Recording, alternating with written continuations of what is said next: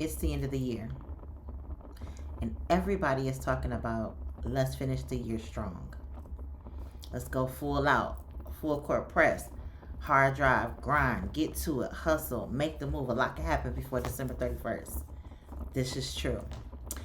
But I want to invite you, instead of finishing the year strong, how about you finish the year clear?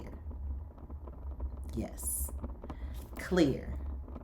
So that the vision that you actually have, you can see it through to the end of the year.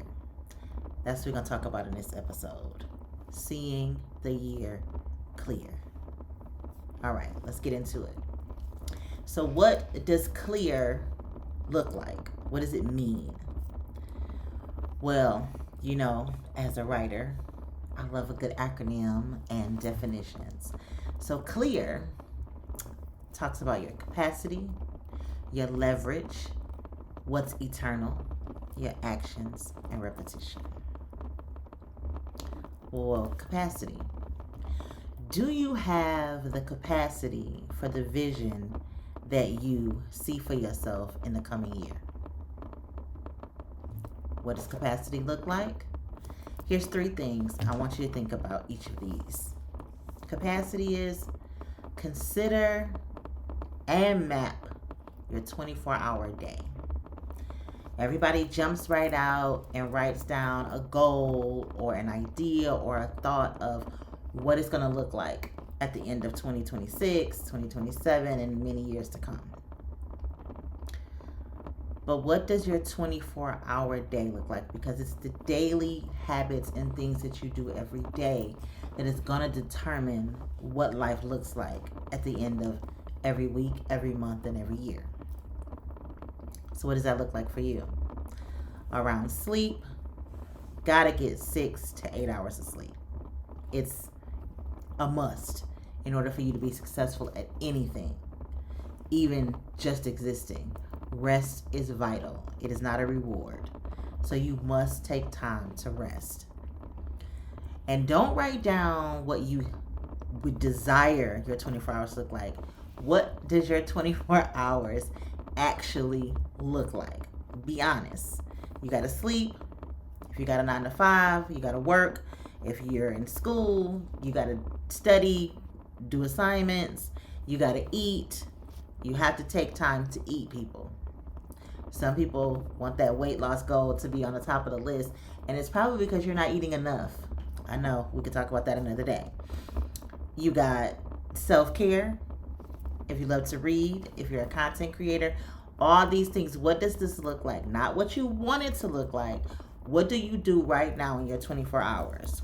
And then you can reevaluate that later. The next thing is the mental load. What is your mental load for what you desire? That won't lead to burnout. Yes. These are things you don't think about when you're writing that to-do list, the goals for the next year, that vision board. What is the mental load? Because when you achieve the thing, once you get the system down, once you get the meal prep right, once you work out consistently, once you get in school, once you start that business, once you start writing that book, there is a mental load and responsibility that comes with that work. And then once you have the success with it, you have to sustain it. That is a mental responsibility. Now, it doesn't have to be taxing if you consider it in the beginning and set the system up so that the stress and weight of it doesn't break you. Then the third thing for capacity is, how will this impact your relationships? Now, I know you think everybody's going to be on board and the whole family is going to get behind you. All your friendships are going to sustain because you're doing a great thing now, or you're changing your life for the better. Well, as you probably well know, that is not always the case. So, what does that look like for yourself, the relationship with you? Because you're changing. You haven't met that version of yourself. And when you start to meet that version, there's going to be a little grief there because you're letting go of what you had in mind in some cases. You are becoming a new part of who you desired to be while letting go of parts of you that no longer serve you but may have served you well. Yeah, that's the part nobody talks about. It's not always negative habits and things that you have to let go for the better life. Sometimes there are things that are working that you've had success in that have been great that are now evolving and transforming into a better version of that system. Because just because we've always done it that way doesn't mean it's the only way or the way you need to sustain. So think about that. Spouse, your child, children, your relationship with God, your friendships and family, all those things go into capacity. Consider your 24 hours, the mental load, and the impact to your relationships. Now, the leverage. What are you leveraging? That's right. Because there are some things, that worked in the previous year that you want to double down on. If it's working and it is instrumental to your improvement and your growth, you want to keep doing it. If it's healthy. Let's be clear. If it's healthy. What in the previous year can you double down on to leverage to continue the momentum that you already gained before the new year starts? If you meal prepped all year, or you went to the gym every week, or you kept an appointment every week getting your hair or your nails done, or you got your car detailed every day or every week, not every day, but you want to keep those things going, then you double down on it. You keep that as part of the system of who you're becoming for the new, well, not who you're becoming, but I say get curious about who you're digging deeper into finding who God created you to be. Then what's the one or the biggest lesson that you learned that needs to become a belief? Like you learned something about yourself in the previous year. What was that thing? What did you learn about you, or the lesson that I am never going to have to learn this lesson again? Is it about your money? Is it about a relationship you had, whether it be a business partner, a romantic partner, something about yourself that you learned, that you were surprised that you learned, and you're like, oh my God, I never knew that was the thing that was holding me back in this area, or the thing that could move me forward in this area faster. And then the other one is, where is your who? It's a wonderful book called Who Not How. And nobody builds anything great alone. I don't care what you're telling yourself. I got it out the mud. I don't need nobody. That is not true. Because God says it's not good for a man to be alone. And that doesn't just mean in a relationship or a marriage. It also means in community, in building. I have amazing friends. And I don't know if some of the things that I've achieved would have happened without them. So, who is the person or persons that you need to leverage those relationships? Not transactional friendship. Let's be clear. Don't be toxic and opportunist. But you have community. When things get hard, who do you call? When things hit you in a way and you're like, I need to work this out with somebody. I need to bounce this idea off somebody. Not getting affirmation or validation, but this person is strategic in how they think, or they are a critical thinker, and they have a skill when it comes to strategic planning that maybe you need to flesh that idea all the way out. Who is your personal board of directors that you talk to on a regular basis that can help you leverage the thing you learned and the thing you want to double down on? So they all compound together. So capacity and leverage. The next one is E for clear. Now, if you've been around long enough, or you know me personally, God and scripture was going to be up in this acronym somewhere. And E is for eternal. And that is based on 2 Corinthians 4:18. So, the first step out of the three for eternal is, what seed will you plant in the coming year that will remain for generations? gonna take a little pause, let you marinate on that a little bit, because generational impact makes you go a little deeper with your why and be a lot more intentional with your why, because the impact lasts beyond you. It's not a get rich quick scheme. It's not a overnight success idea or a drop in the bucket, but it's something that's going to be cemented in the history that you create in your life that will trickle down for generations to come. So it makes you get a little more linear and lasered in on what you're actually trying to accomplish. It's not just about hitting 6 and 7 figures. It's not just about getting your name out there and making yourself famous or a celebrity or go viral. But what does this thing look like cemented in the earth long term? Something that people can eat off of and be fed for years to come. Then the next one for eternal is, how will you ensure your heart is set on God for 365 days? Yeah. Because without him, it won't last. Anything you do for Christ will last. But without him, you can have success. We see it every day. But what your definition of success is what matters. Having money, having things is great. But I want to get paid. That's how I can sustain my life and change the lives of others. How my generational wealth can impact multiple lives. But how do I connect to God every day so that I am sustained and what he has given me aligns with the people and the places it's supposed to impact? And if I'm not checking in with him daily and reading the word daily, I'm not getting the full instruction that I'll need to carry out the task that he's put before me. And the last one is, your decision-making compass will be, is God getting the glory out of this?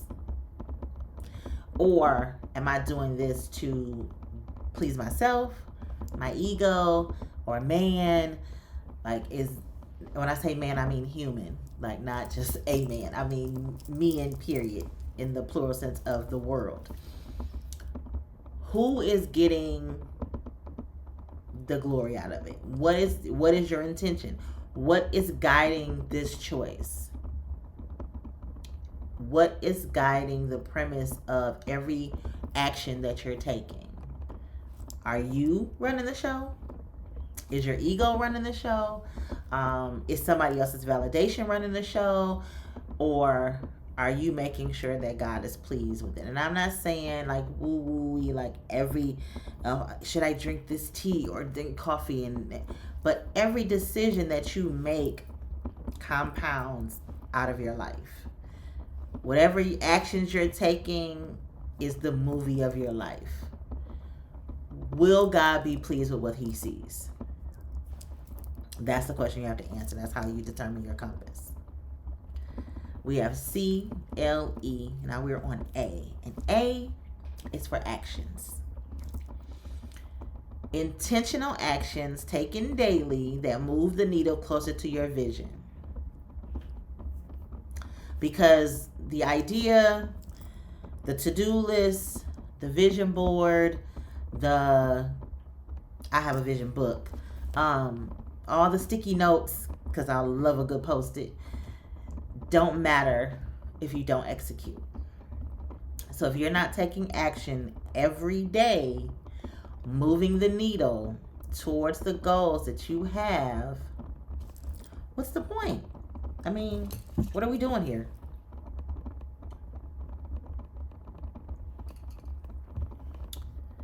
So, in that same vein, the next one for action is, done is better than perfect. As a recovering overthinker, this one hits home. It's personal. Done is better than perfect. Now, by no means do I mean put out mediocre things. show up halfway, half cocked, because how you do one thing is how you do everything. But getting it done is the ample goal. You are taking action. We are not rewriting our plans every week and moving forward. I'm going to do it tomorrow. I'm going to do it tomorrow. I'm going to do it tomorrow. Do what you can with what you have in the moment and make it great and perfect and pretty later. And then the last one is less announcements, more action. Now, I won't always say I agree with moving in silence. I do. However, I also go back to leveraging relationships and friendships and situations so that you have strategic partners in execution. But announcements are nice, but we want the fruit of execution to speak for itself. That's it. Let the fruit speak. The fruit is going to tell everybody what you're doing and have done. If there is fruit, prayerfully good fruit, productive fruit, even failure is productive fruit because it means you put forth an effort. Let that settle in your spirit. Failure is productive fruit because it proves that you took action. Yeah, the lip smack. Because if you're not trying, you can't fail or succeed. All you have is a lot of lip service. And we want execution to speak, not just yapping. Like hitting record, writing the 3 pages a day, 10,000 words, getting the blog out, sending the newsletter out. Whatever it is, perfect the process and system as you go. But as my publisher, who I always quote, has always said, you cannot perfect the recipe without baking cookies. If you are not taking action, you are not gaining traction.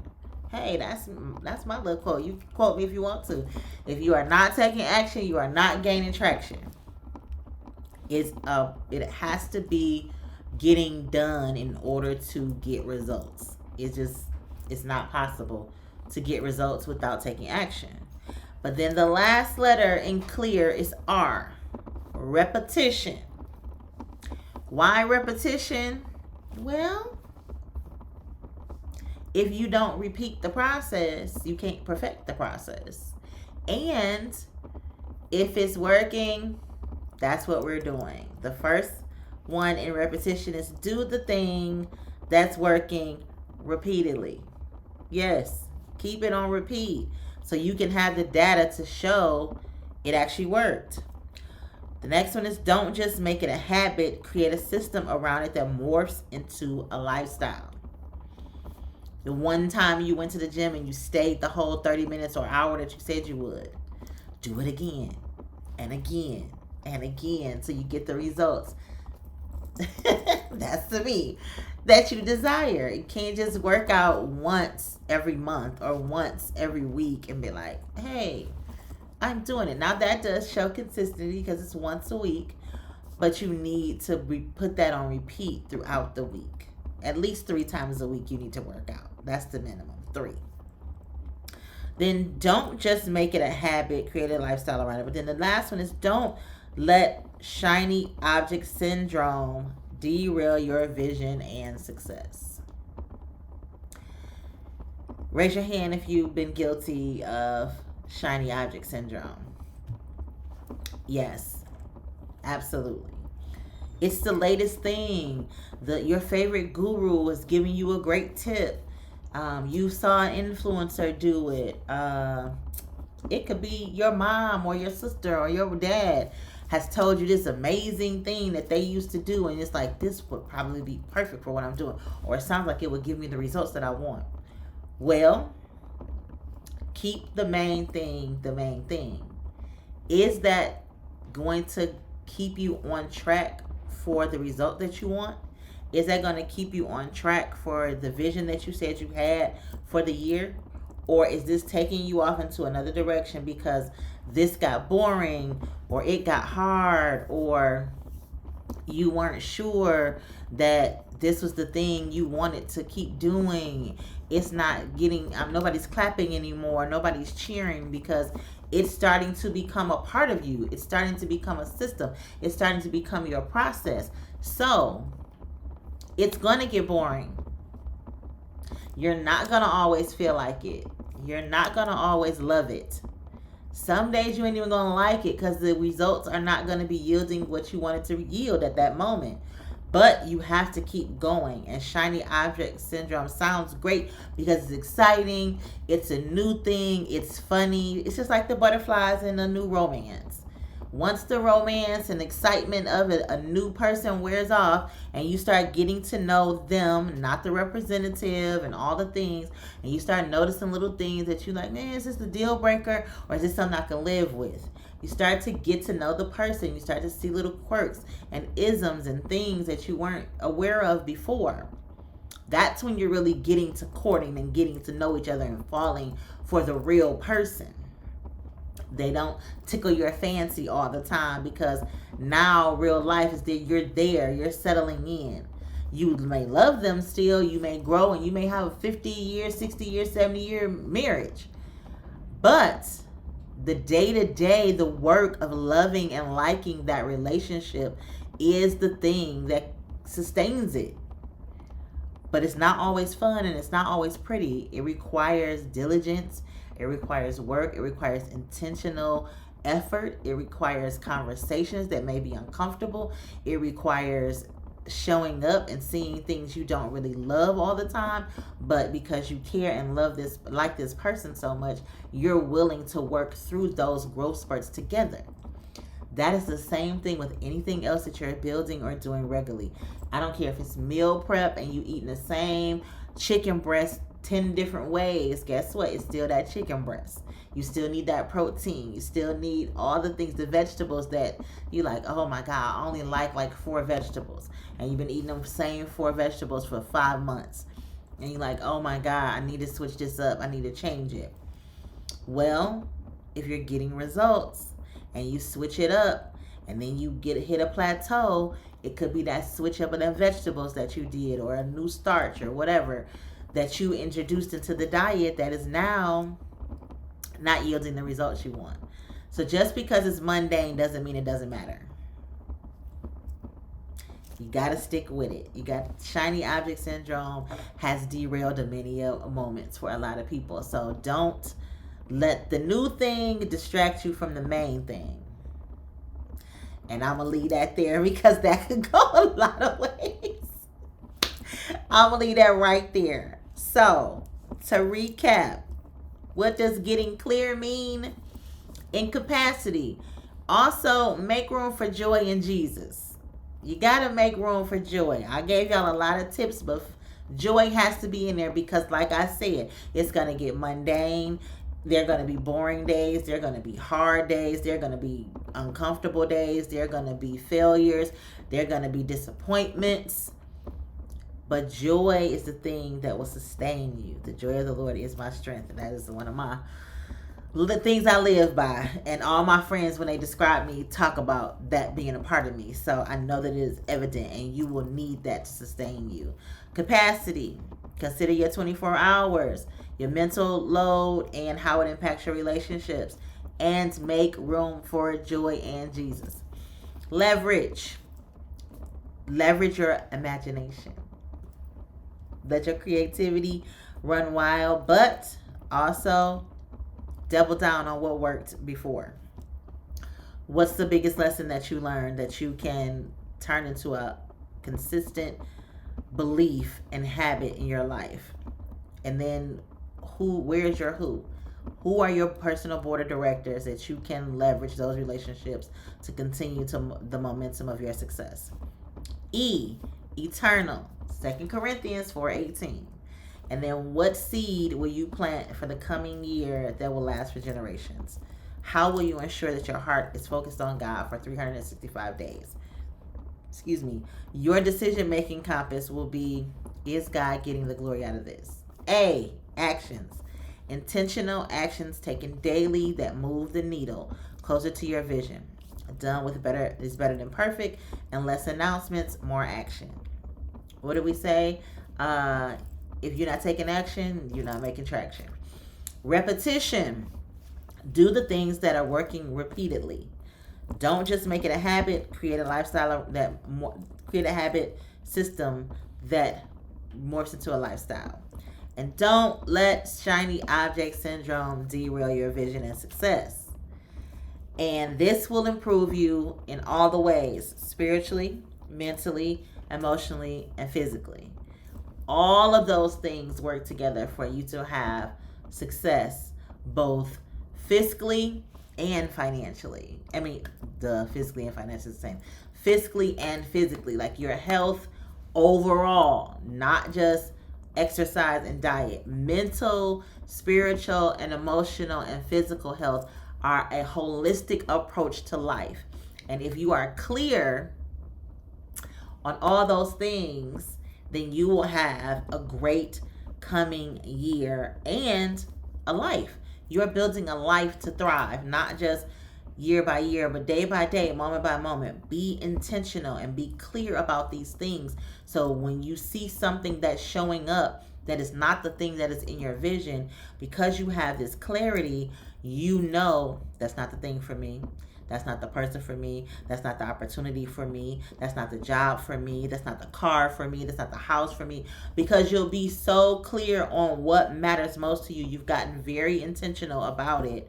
That finishing strong is great, but finishing clear is much better because you know what is for you and what is not for you. And you'll be able to hear and discern, and your pride won't derail you, nor will the distractions that usually come, because you will have a clear vision moving forward.